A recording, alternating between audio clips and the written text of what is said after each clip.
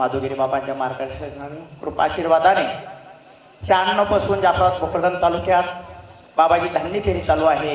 एकूण 30 वर्ष पूर्ण झाले, 30वे वर्ष चालू आहे. आज भाग्यवाने आपण परमवंदनीय परमपूजनीय स्वामी माधुगिरी बाबा आपल्या वरखंड नगरीमध्ये आपलं सर्वांचं प्रेम पाहून या भूमीत बाबाजी आलेले आहे. आणि या वरखंडच्या भूमीने दोन संत परमपूजनीय स्वामी महेशगिरी बाबा, परमपूजनीय स्वामी राघोगिरी बाबा आणि या कार्यक्रमासाठी परमपूजनीय श्रवणगिरी बाबा आलेले आहे. आपण भाग्यवान आहात. आज बाबांचं आगमन झालेलं आहे. महेशगिरी बाबांचं अनेक वर्षापासून बाबा आपल्या पंचकृषीमध्ये आले नाही. आज स्वामी माधवगिरी बाबासोबत, माधव बाबासोबत आज आपल्या जगाच्या कल्याणात संतांची बोटी दे कष्टवित परोपकार की समाजाचं कल्याण झालं पाहिजे ही तळमळ आपल्या माधवगिरी बाबांची आहे. आज आपण पाहू लागलो. आज या वरखेड नगरीचं खरंच पुण्य माधवगिरी बाबा आपल्यासाठी आज देवा हो स्वतः बाबा धान्य फेरीला आलेले आहे.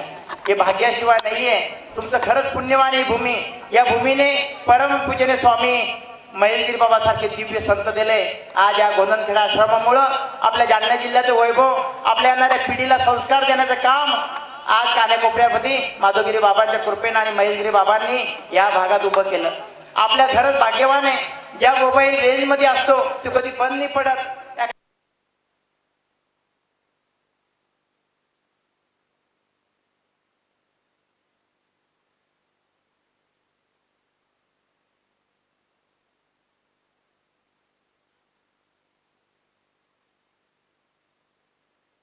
गौरी शंकर आश्रम आहे.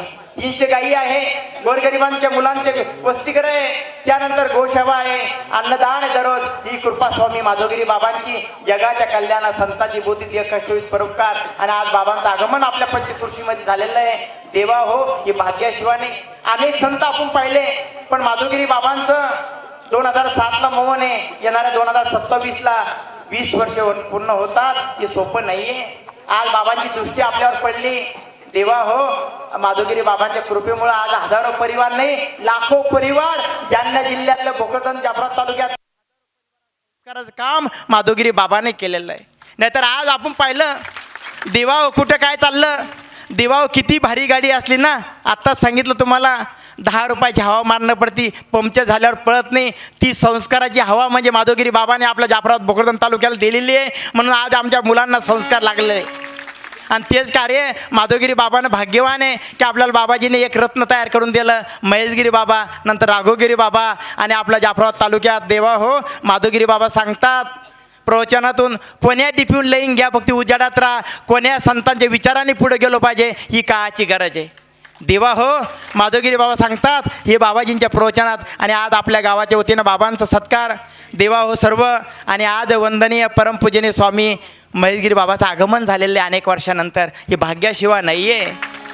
आणि आपल्या माधव बाबांचं आशीर्वाद देवा हो संतांनी आपलं म्हणावं. आज माधवगिरी बाबांनी आपल्या जाफराबाद भोकरदन तालुक्यात एवढं प्रेम करावं. देवा हो कधी गेलो आपण नाशिकला, जाफराबाद तालुक्यात कसं चालू आहे. आणि तुम्हाला माहिती आहे आपण पाहिला चमत्कार यंदा अनेक जिल्ह्यात वाटोळं होणे असं नाही. देवा हो पैठणपर्यंत गाडी मागच्या पावसाळ्यात तुम्ही पाहिले जमिनी वाहून गेल्या. आणि आज माधवगिरी बाबामुळं जाफराबाद भोकरदन तालुक्यात अनेक पाणी पडला, कोणाचं काही नुकसान झाले नाही. यज्ञाची कृपा बाबाजी दरवर्षी गौरीशंकरला आश्रमावर यज्ञ होतो 2013 पासून. 13ला प्राणप्रतिष्ठा झाली. आज हजारो परिवारात कल्याण झालं. एक कवच आहे माधवगिरी बाबाचं आपल्या जाफराबाद भोकरदन तालुक्यात. आता इतक्या गाडी पडल्या आजूबाजूना, आपल्या भागात काहीच नुकसान नाही. ती कृपा माधवगिरी बाबांची. आपण जनार्दन स्वामी पाहिले नाही, पण माधवगिरी बाबाजी असेच माधवगिरी बाबा म्हणजे जनार्दन स्वामी आपले. आणि यांचा देवा सत्कार करू. टाईम भरपूर झालेला आहे. आणि पुढं निवेदन सत्काराचा देवा हो सुरेश महाराज. सद्गुरु जनार्दन स्वामी महाराज की जय.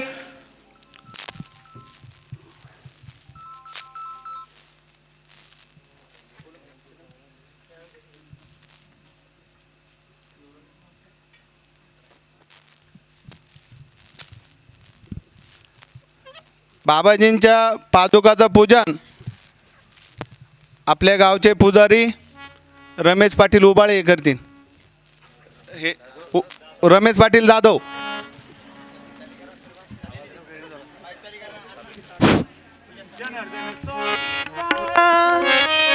गुरुपूजन करायचं, पूजन कर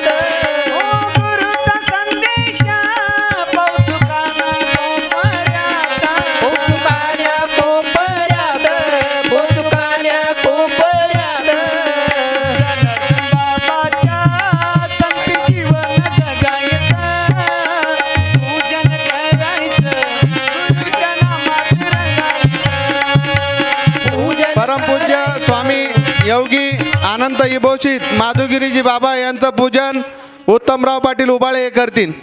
चला आणा इकडे ताट पूजाचं. बापू माधव मुरहरे मुरली मनोहर गिरिधर गोपाला. माधव मुरहर मुरली मनोहर गिरिधर गोपाला. हे गिरिधर गोपाला. हे गिरिधर गोपाला. हे गिरिधर गोपाला. माधव मुरहर मुरली मनोहर गिरिधर गोपाला. माधव मुरहर मुरली मनोहर गिरिधर गोपाला. हॅलो. परमपूज्य सर्वंगिरी बाबा यांचं पूजन रमेश पाटील जाधव हे करतील.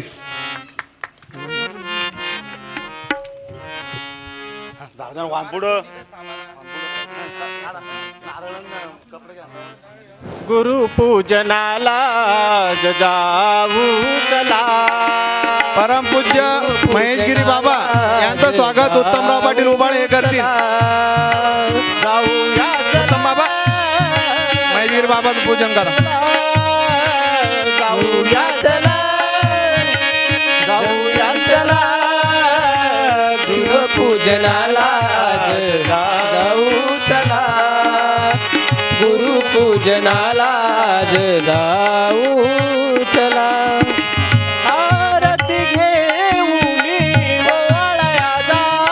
सर्व भजनकरी मंडळी यांचं स्वागत उत्तमराव पाटील उबाळे व रमेश पाटील जाधव हे दोघं करतील. पुराय हाते गुणगान गाऊ. गुरुराया गौरव महाराज माऊलीच पूजन करा. ज्ञानेश्वर माऊली ज्ञानेश्वर आश्रम. प्रेमाने ताया फुलरवाऊ.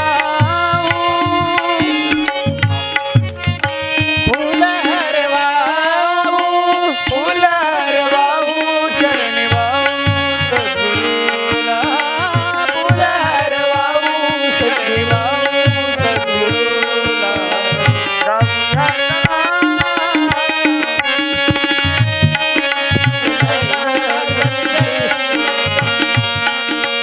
जय जनार्दन जय जनार्दन. आपल्या भागामध्ये ज्यांनी खऱ्या अर्थानं आपल्याला माहीत नसताना राष्ट्रसंत सद्गुरू जनार्दन स्वामी मौनगिरी महाराजांचं एवढं मोठं कार्य आपल्या पूजन गुलाबराव पाटील उबाळे हे करतील.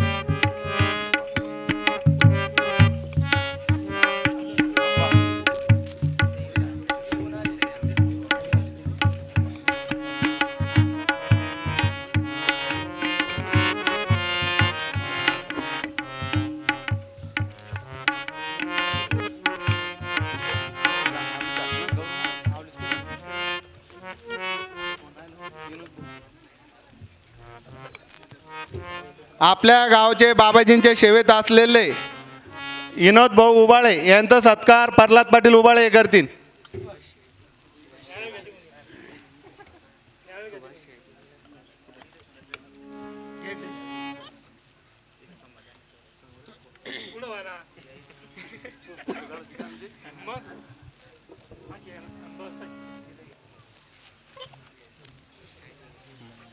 सुभाष भाऊ शेळके यांचं स्वागत अक्षय पाटील उबाळे हे करतील.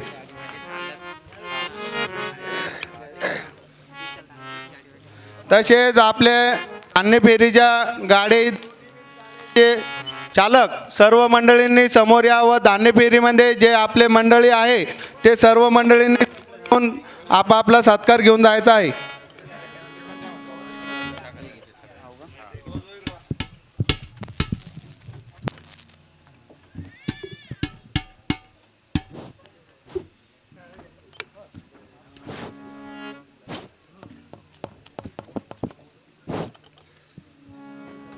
हॅलो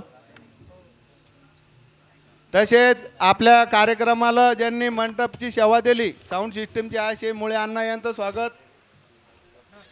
चला गजानन भाऊ उबाळे करतील.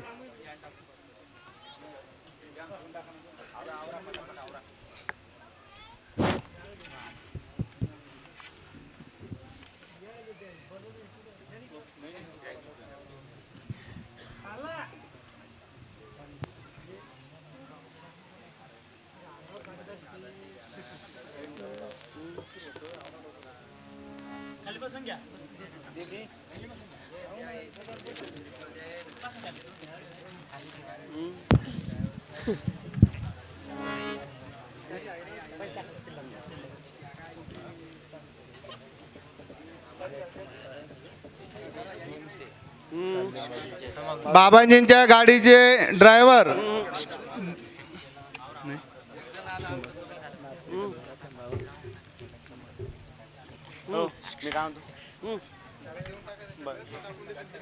एक करा.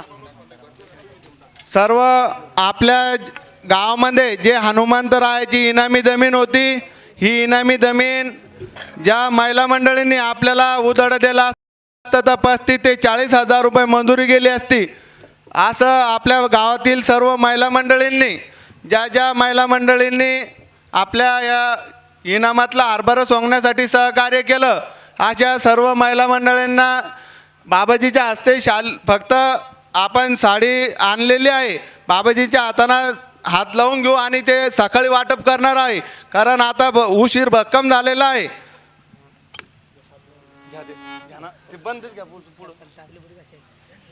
बाबाजींना आपण विनंती करू, आपल्या गावाचे पुजारी रमेश बापू जाधव आणि उत्तमराव पाटील उबाळे आणि ज्यांनी आज हाकाहाकीच्या जीवनामध्ये एक मजूरसुद्धा भेटत नसताना गजानन भाऊ गायके यांनी 4 दिवस आपल्याला 1 रुपया न घेता सेवा दिली, अशा तिघांचा सत्कार परमपूज्य महेशगिरी बाबा हे करतील.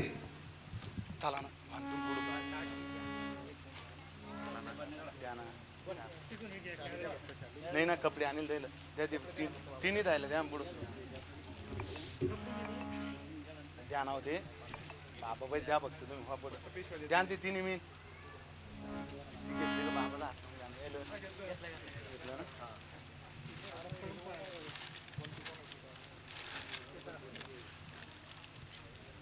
दुसरी एक महत्त्वाची सूचना, आपल्या इथं उबाळे कुळ असल्यामुळं सर्व गावकरी मंडळी आवाजाकडे लक्ष असू द्या, हे जाणीवपूर्वक सांगणं आहे. कारण आपलं सुतूक पाडं म्हणजे आपल्याला कोणताही कार्यक्रम कॅन्सल होतो. आता इथून पुढं प्रत्येक जणांना सूचना आहे, सुतूक मानता कामच नाही. ज्या मंडळाला सुतूक पडलं तेवढंच मंडळ सुतूक धरण. दुसऱ्या मंडळींनी लगेच समोर येऊन आपल्याला जे कार्यक्रम आपण करणार आहोत तो लगेच सुरू करायचा आहे. कारण आपल्या इथं एकदा नाही, दोनदा नाही, 3दा आपल्याला हे कार्यक्रम आपले कॅन्सल करावं लागले. 55 कोटी रुपयाचं मंदिर बांधलेलं आहे, तिथं बाबाजीला जाणं होतं, परंतु आपल्याला बाबाजींना शब्द दिलेला होता परमपट्टीसाठी. बाबाजींना तो कार्यक्रम टाळला. 7 लाख रुपये नुसती ब्राह्मणाची सुपारी होती. मग तुम्ही पहा केवढा मोठा कार्यक्रम होता, तरी सुद्धा बाबाजींना आपल्याला शब्द दिल्यामुळं त्या कार्यक्रमाला बाबा जाऊ शकले नाही. आता इथून पुढं कोणताही कार्यक्रम असो सुतकामुळं कॅन्सल न होता आपण सुतूक हे मुद्दाम म्हणून तोडत नाही आहे, हे ध्यानात समजा गावकऱ्यांनी हे लक्षात आणून द्यायसाठी बाबाजी जे देखता सर्व मंडळीला सांगत आहे. याच्यामध्ये आपल्याला जे 20 एकर जमीन आहे याच्यामध्ये जर खऱ्या अर्थानं काम केलं म्हणलं तर आमचे दत्तात्रय पाटील उबाळे हे म्हणे तुम्ही काढा, तुम्हाला कोणीही बोलणार नाही. कारण ही जमीन मारुती महाराजांची आहे आणि त्याच्या सेवेसाठी जर त्याच्यातले पैसे लागत नसन तर ती इनामी जमीन तरी कशासाठी. यांचा सत्कार परमपूज्य महेशगिरी बाबा हे करतील. द्या द्यायला चालंती द्या. त्यानंतर आपल्याला असे भरपूर मंडळीने मदत करेल. 1000 रुपये GCBचा घंटा असताना आत्माराम भाऊ खड समोर या, तुमचा सत्कार महेशगिरी बाबा करतील. चला पुढं. आत्माराम मामा खड GCBचे ड्रायव्हर, GCBचे चालक संचालक. हॅलो. तसेच आपल्याला बरेच मंडळींनी सहकार्य केलेलं आहे. आता आपल्या जे इनामामध्ये 20 एकरमध्ये जे हनुमंतरायाचं मंदिराचे आपल्याला प्राणप्रतिष्ठा करायची आहे, असे आमचे मित्र शुभम भाऊ उबाळे हे सुद्धा बाबाजीच्या हस्ते शाल शिरपळ घेतील.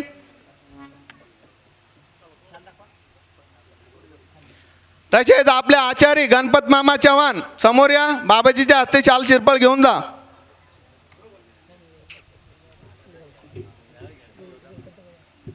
सत्कार करण्यासाठी भरपूर मंडळी आहे, परंतु आपला बाबाजीचा वेळ न घालवता आपल्याला लवकरात लवकर बाबाजीकडे आपल्याला माईक सुपूर्द करायचा आहे.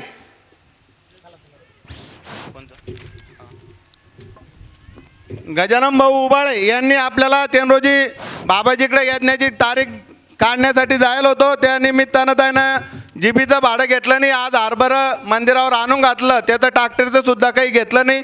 बाबाजीच्या हस्ते त्याचा सत्कार होत आहे. सर्व महिला मंडळांना सूचना आहे, आपण ज्या 51 बायांना आपल्याला सहकार्य करेल आहे, अशा सर्व महिला मंडळांना उद्या सकाळी बाबाच्या हस्ते आपण आता हात लावून घेतलेला आहे. तुमचा पार्सल सकाळी तुमच्या घरी येईन. बा एक गोष्ट अतिशय जाणूनपूर्वक सांगणं आहे, आपण जी हनुमंतरायाची जमीन काढलेली आहे याच्यामध्ये 5 वर्षासाठी 8 लाख रुपये एका जणानं आपल्यापाशी हाराशी केलेली आहे. 3.5 लाख रुपये औंधा नगद, 2.5 लाख रुपये पुढच्या वर्षी, 2.5 लाख रुपये त्याच्या पुढच्या वर्षी. नंतर 5 वर्ष झाल्याच्या नंतर ती जमीन आपल्याला डबल लिलावात येईन. कोणी जर वाढत असला तर उद्या सकाळी डबल आपण ती बोलू. यानंतर आपल्याला ती जमीन हनुमंतरायाची जमीन 20 एकर आहे. आपल्याकडं 10 ते 15 एकर जमीन भरती, 5-6 एकर जमीन गायब आहे. ती जमीन पेरणीच्या अगोदर ड्रोन पद्धतीने मोजण्यात येईल. ज्याच्याकडे जमीन आहे त्यांना 20,000 रुपये ठोका द्यायचा, नाही तर अन्यथा ज्याला पुरवत नसेल त्यांना द्यायची देवाची जमीन सोडून द्यायची. रामकृष्ण हरी. जय जनार्दन, जय जनार्दन.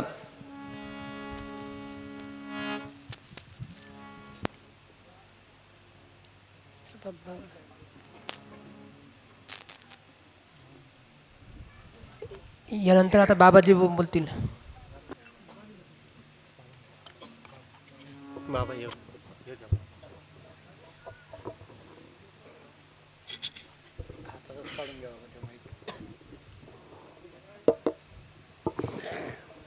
अखण्डमण्डलाकारं व्याप्तयेनं चराचरं तत्पदं दर्शितमेनं तस्मै श्रीगुरवे नमः.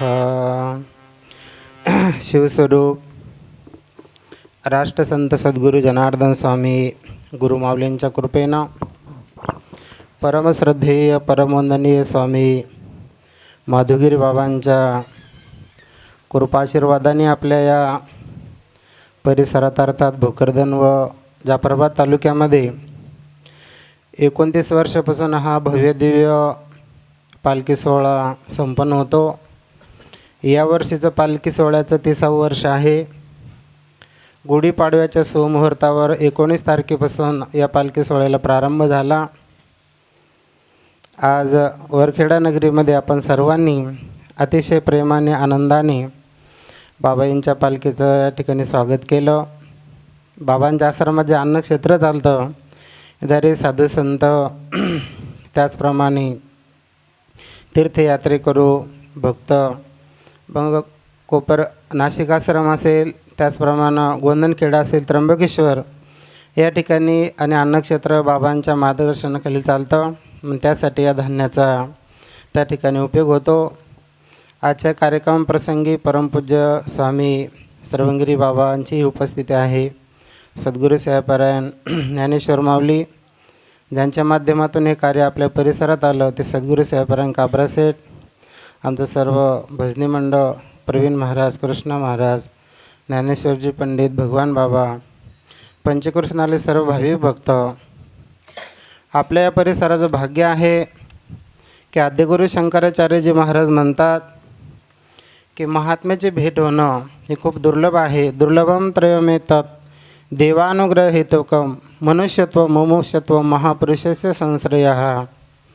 की आपल्याला मनुष्य जन्म मिळणं अतिशय दुर्लभ गोष्ट आहे. त्यामध्ये मनुष्य जन्म जरी मिळाला पण परमार्थ प्राप्तीसाठी आपल्या अंतःकरणात जिज्ञासा असणं ही गोष्ट दुर्लभ आहे. आणि त्यानंतर महापुरुषांचं दर्शन. तसं नाथराय म्हणतात काही गोष्टी शक्य अशा प्रकारच्या होत नाही. की चंद्रामृत सुखे सेवविल असता जाता रवी धरवेल बाह्या एक वेळा सागर तरवेल परी या संताची भेटी न होईल गा. एखाद्या वेळेला अस्ताला जाणारा सूर्य आपण धरू शकतो, चंद्राला त्या ठिकाणी अशा प्रकारचं पकडू शकतो. समुद्र तरून जाणं हे कसं अशक्य आहे. त्याच पद्धतीने संताची भेट होणं दुर्लभ आहे. दुर्लभ जरी असली पण ती सुलभ दोन गोष्टी नव्हती. जसं भगवंत भागवतामध्ये सांगतात की दुर्लभो मानुष्य देहो देहिनाम शनभंगुरा तत्रापि दुर्लभ मन्ये वैकुंठम प्रियदर्शन. वैकुंठ नाम परमात्मा. परमात्मा ज्या संतांना प्रिय आहे त्यांची भेटी होणं खूप दुर्लभ आहे. मग ही भेट दोन गोष्टी नव्हते. एक म्हणजे भगवंताची कृपा झाली तर आपल्याला संत भेटतात असं वर्णन केलेलं आहे संत वाङ्मयामध्ये. बहु दुर्लभ आहे संत भेटी परी जग जेठी करुणा केली. किंवा रामचरित्र मानसमध्ये तुलसीदासजी महाराज म्हणतात की अबभा भरोसा मोही हनुमंता बिनु हरिकृपा मिली नाही संता. हरीची कृपा झाल्याशिवाय संत अशा प्रकारचे मिळत नाही. पण आपलं भाग्य की भगवंताची कृपा म्हणा किंवा आपल्या जन्मात पूर्वजन्माचं पुण्य म्हणा तिळ तिळ पुण्य साचा पडे ही तो बहुता जन्मी आतुडे नाममुखासी आतुडे समागम घडे संतांचा. की संतांचं समागम घडणं अतिशय दुर्लभ आहे. सुंदर असं मंदिर आपण सर्वांच्या सहकार्यानं तनमन धनाने साकार झालेले. मागच्या वर्षीच्या एप्रिल महिन्यामध्ये मुहूर्त ठरलं होतं. बाबाजींनी सुमुहूर्त आपल्याला दिलं पण त्यावेळेला मूर्त्या नाही मिळाल्या, ती एक अडचण. नंतर परत मुहूर्त मिळालं तर मंदिराचं काम झालं नाही, दुसरी अडचण. आणि 2 वेळेला नैसर्गिक अडचण सुटकामुळं 2-3 वेळेला मुहूर्त टळले. नंतर आश्विन महिन्यात बाबा आले त्यावेळेला मुहूर्त दिलं. त्यावेळेला थोडंसं कामाचं प्रेड सोयाबीन म्हणा पाऊस चालू होता, तेही मुहूर्त टळलं. आता सूत्रसंचालन करताना सुरेश भाऊने सांगितलं 50 कोटीचं मंदिर झालं. एक ब्राह्मणाची फी होती 5 ते 7 लाख, म्हणजे एवढा मोठा कार्यक्रम होता. आपल्या वरकडेवासियांची सर्वांची खूप सेवा आहे धान्याच्या रूपानं. पण एवढा मोठा कार्यक्रम बाबाजींनी टाळला आणि आपल्यासाठी वेळ दिला होता. बाबा 22 तारखेलाच येणार होते पण परत कशी अपरिहार्य घटना घडली, सुतक पडलं. त्यामुळं आता एकच आडनाव असल्यामुळं परत तो कार्यक्रम त्या ठिकाणी रद्द झाला. पण मग मनुस्मृतीमध्ये प्रमाणे बाबा आपल्याला सांगतीलच पण पुन्हाच्या त्याची पुनरावृत्ती करतो.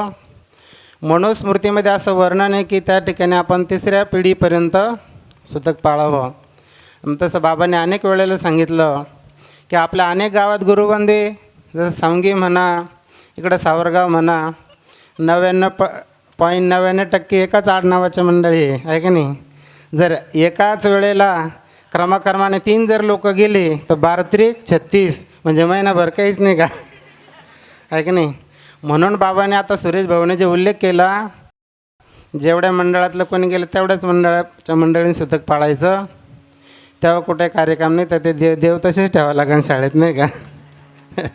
म्हणून बाबांनी आता मुहूर्त परत दिलं तर त्या प्रत्येक तारखेला लग्न त्या ठिकाणी निघत आले. मग आम्ही पंचांगमध्ये बघितलं 12, 13 आणि 14 बाबांना म्हटलं ह्या तारखेला. तर त्यामध्ये बाबांनी सांगितलं पाऊस वगैरे आला होतं. आता बाबाची अशी अनुभूती आहे, मागच्या वेळेला बाबांनी सांगितलं तुम्ही कार्यक्रम करून घ्या, 31 तारखेला सावरगावचं येत नाही झाल्यावर 31 तारखेला आम्ही येऊ, कारण बाबांची प्रकृती तब्येत ठीक राहत नाही.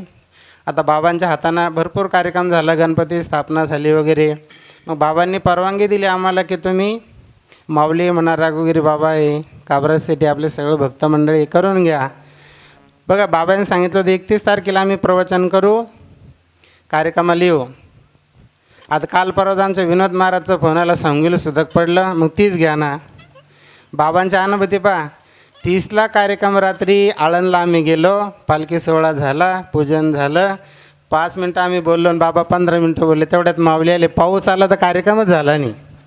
संत बोलतात अनुभवलं त्यांचे शब्द न प्रतिपोल. पावला पावलाला आम्हाला बाबांचा असा अनुभव आहे.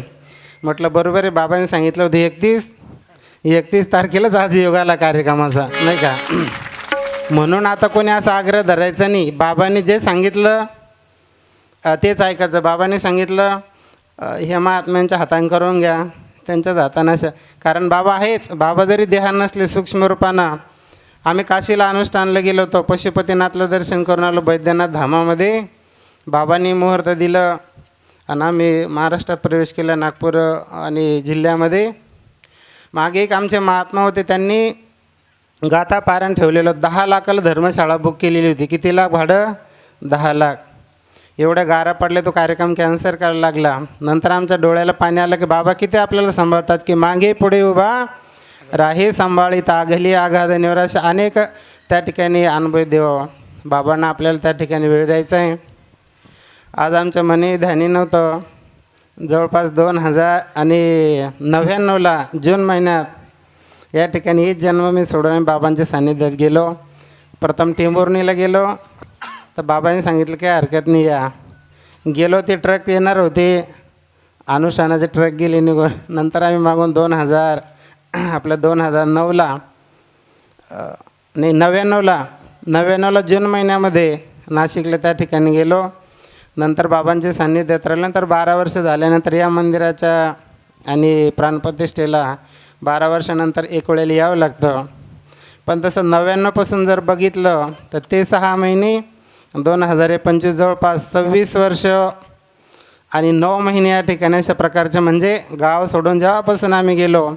परवाच रामदास स्वामींचं चरित्र वाचलं, त्याच्यामध्ये असं वर्णन आलं की 24 वर्षानंतर रामदास स्वामी मग आपल्या जन्मभूमीला आले. म्हणून 4 गोष्टीला प्रत्येकाने कधी विसरू नये असं बाबा सांगतात. एक जननी म्हणजे आई, दुसरं जिथं आपला जन्म झाला जननी जन्मभूमीच जान्हवीचे जनार्दन. दुसरं जान्हवी म्हणजे भक्तीला कधी विसरू नये आणि भगवंताला कधी विसरू नये. म्हणणे या जन्मभूमीतले सगळे आई वडील सर्वांना वंदन आहे. कारण परमश्रद्धे स्वामी माधवगिरी बाबांच्या सान्निध्यामुळंच मग आम्हाला सर्वाला हा भक्तिमार्ग त्या ठिकाणी अशा प्रकारचा प्राप्त झाला देवा. म्हणून एकच ध्यानात ठेवायचं, नेहमी औषध घ्यायचं असले तर डॉक्टरच्या सल्ल्यानं घ्यावं. नाही तर एकाने एक डबाच घेऊन टाकलं तर सकाळी सीताराम घरापुढं गर्दीच. औषध घ्यायचं तर डॉक्टरच्या सल्ल्यानं घ्यायचं आणि परमार्थ करायचा तो संतांच्या मार्गदर्शनानं करायचा. संतांची संगती मनोमार्गगती अकाळवा श्रीपती येणे पंते. आणि जर मनानं केलं मनोमार्गे गेला तो तेथेच मुकेला. माऊली म्हणतात हरिपाठी स्थिरावला तोच धन्य. म्हणून देवा एवढे महान संत आपल्याला लाभले. बाबांच्या जीवनातील तपसाधना जर आपण बघितली तर 12 वर्ष बाबाजींनी पायात काही वापरलं नाही. एक तप केलं. 12 वर्ष फक्त गुडघ्यापर्यंतच वस्त्र बाबाजी परिधान करायचे. 12 वर्ष फक्त बाबांनी भगरच त्या ठिकाणी घेतली. तसं आता बाबांना 43 वर्ष झाले, पलार त्या ठिकाणी आहे. त्यानंतर 7/7/2007 येणाऱ्या जुलै महिन्यात गुरुपौर्णिमेला बाबांना 20 वर्ष पूर्ण होतात. मौन साधना. बाबाजींची समाधी होऊन 36 वर्ष झाले. 36 वर्षापासून रात्री 10ला बाबा स्नानाला जातात, तर रात्री 12, 12:15, 12:30ला विधी, ध्यान, प्राणायाम, 11 माळी गायत्री मंत्राचा जप, गीतेचे एक अध्याय झाल्यानंतरच आराम करतात. म्हणून असे संत तपस्वी आपल्याला पाहायला मिळत नाही. हनुमान चालिसामध्ये आपण म्हणतो की सबपर राम तपस्वी राजा. एक महान राजा होऊन गेला भारतामध्ये तपस्वी, ते म्हणजे रामप्रभू. आणि त्याचप्रमाणे राष्ट्रसंत सद्गुरू जनार्दन स्वामी परिवारातील सर्व संत पूजनीत आहेत, वंदनीयच आहेत. पण सर्वामध्ये तपश्चर्या जर कोणाची असेल तर ते म्हणजे परमश्रद्धे स्वामी माधवगिरी बाबांचे आहे. आणि असे महान तपस्वी संत आपल्याला लाभले. आपल्यासारखं भाग्यवान आपणच आहोत. तसे आपल्या परिसरात, आपल्या तालुक्यामध्ये याही पूर्वी खूप संत होऊन गेलेले आहेत. आपल्या बाजूला आरेतखेडला धर्मदास महाराजांसारख्या संतांची समाधी. वैष्णव संप्रदायामध्ये या संतांच्या नावापुढं दास लावलं जातं. बाजूला आपल्याच या गावामध्ये हनुमंतरायाच्या मंदिराच्या बाजूला रामदास नावाचे संत राहत होते. जसा माधव बाबांचा आचार्य भजन भोजन भोग ह्या गोष्टी एकांतात पाहिजे बाबा, तसे हे संत जे या ठिकाणी होते त्यांना भोजन करताना कधीच कोणी पाहिलं नाही की कधी ते काय खाल्ले किंवा काय पिलं. जुने मंडळी असेल त्यांना माहिती आहे. माऊलींकडं पण त्यांची समाधी आता जवखेडला आहे, राम आणि हनुमान मंदिराच्या बाजूला. त्यांचं नाव होतं रामदास. बाजूला आरतखेड्याला समाधी, तिथं संत होते, त्यांचं नाव होतं धर्मदास. बाजूला आमच्या टाकळीला भोळे भक्त येईल, त्यांच्या गावाला संतांची समाधी, त्यांचं नाव होतं लहरगिरी महाराज. बाजूला सावरखेड्याला आपण टन मारून आलो, तिथं रखमानंद महाराजांची समाधी आहे. म्हणजेच आपल्या आनंद आखाड्यामध्ये नंद लावले जातं, म्हणून आपल्या तालुक्यामध्ये असे 4 संतांच्या समाधी आहे. रखमानंद महाराज, लहरगिरी महाराज, जेवखेड्याला धर्मदास महाराज, आरतखेड्याला धर्मदास महाराज, जेवखेड्याला रामदास महाराज. म्हणून एवढे संत पूर्वी होऊन गेले. आपल्या पूर्वजांना ते भाग्य लाभलं संतांचं सान्निध्य प्राप्त करायचं. पण एक संत जातात तर दुसरे संत आपल्या भाग्यानं आपल्याला मिळाले, ते म्हणजे परमश्रद्धेय स्वामी माधवगिरी बाबा. आपण नेहमी अशा प्रकारचं शेर शायरीमध्ये ऐकतो, फूल तो बहुत होते हैं लेकिन गुलाब के फूल की खुशबू कुछ और होती है. संत तो बहुत है लेकिन माधवगिरी बाबा की बात कुछ और है. असे महान तपस्वी संत आपल्याला लाभले. आजच्या या प्रसंगी जेवढे जेवढे भाविक आले देवा ते भाग्यवानी. निष्ठी बाबांची दृष्टी जरी आपल्यावर पडली, अर्धा क्षण घडता संतांची संगती, तेने होय शांती महत पापा. आता बऱ्याच जणांनी ठरवलं असन रात्री आपण बाबांच्या प्रवचनाला जाऊ, याला जाऊ, पण खरं म्हणजे ज्या वेळेला भगवंताची कृपा होते तेव्हा संताचं सान्निध्य प्राप्त होतं. हे तर लोक भरपूर स्वप्न पाहतात. स्वप्न तो हर कोई सजाता है लेकिन हर किसी का स्वप्न पूरा नहीं होता. माधवगिरी बाबा के प्रवचन के लिए वही आता है जैसे भगवान जनार्दन बाबा बुलाते, नाही का. म्हणून बाबांच्या चरणी हीच प्रार्थना करू की बाबाजी हा प्राणप्रतिष्ठा सोहळा तिची तारीख एक गृहीत म्हणून आम्ही धरली. ती तुम्हाला योग्य वाटत असेल तर ती सांगा, तिचं आपण निश्चित करून तुम्ही हा प्राणप्रतिष्ठा सोहळा करून घ्या. बाबांच्या कृपेनं आमचे 11 ज्योतिर्लिंगावर अनुष्ठान झालं. नेमकं मे महिन्यात असा मानस होता की बाबांना इच्छा प्रकट करू, बाबा मुहूर्त देतील. मे महिन्यात केदारनाथ एक ज्योतिर्लिंग राहिलं भारतातलं फक्त. पण बाबांनी सांगितलं तुम्ही एवढे लेट, म्हटलं जाऊ द्या, प्राणप्रतिष्ठा आहे जन्मभूमीची. आणि एक मनोमन आमची अशी इच्छा होती की जन्मभूमीला बाबाजींचं आराध्य शिव होतं, एखादं शिवमंदिर झालं पाहिजे. पहिलं छोटंसं बांधलं होतं, 1,00,000 लाखाचं. देवी माई आणायची होती इकडं, पण देवीचं नंतर ठरलं की देवीचं मंदिर आपण तिथंच करूया. पण असं सुंदर मंदिर झालं. मग खूप आनंद झाला की आपल्या बाबाजींचं जे इष्ट आहे, आमच्या मनात इच्छा होती ते शिवमंदिर होऊ लागलं. म्हणलं चला आपलं केदारनाथ अनुष्ठान आम्ही पुढं करू. सुरेश भाऊ म्हटलं 12 मे, 13 मे आणि 14 मे ही तारीख बाबांना दाखवली पंचांगावर. बाबा म्हण ठीक आहे त्यावेळेला करून घ्या. म्हणून बाबांच्या चरणी विनंती करू की हा सोहळा तुम्हीच आमच्या सर्व गावकरी मंडळी भक्त मंडळीकडून करून घ्या. हीच बाबांच्या चरणी त्या ठिकाणी इच्छा प्रकट करू. बाबांच्या मुखातून आपण ऐकूया गीतेचा अर्थ, करूया परमार्थ, होऊया कृतार्थ. सर्वांना जय जनार्दन.